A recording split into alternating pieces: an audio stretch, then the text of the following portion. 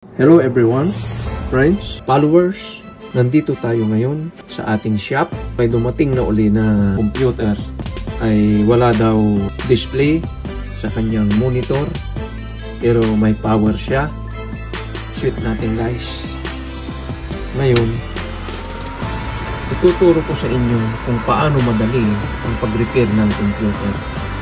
Ito ay walang display sa kanyang monitor. May power siya. Yan. Okay. Ngayon, ang target nyo kaagad para madali kayong mag-repair dahil ang sira nito ay walang display sa kanyang monitor. Yan. Yan guys.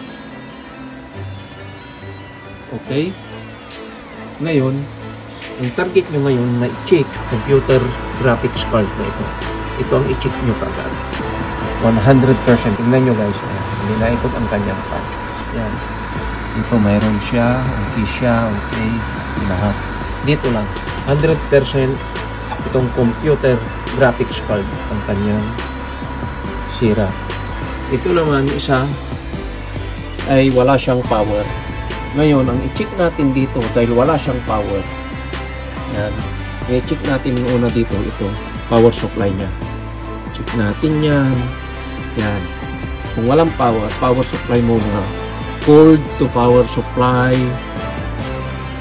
Ang i-check nyo. Yan. Saka sa kanyang switch. Pagkatapos nyo ma-check yan at okay ang power supply, punta nyo ito. Dito.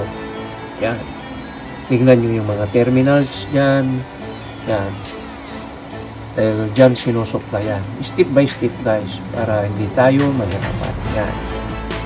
Okay. Ito, i-check natin ngayon itong computer graphics card na ito. Ito, 100% ito talaga. Wala nang iba pa.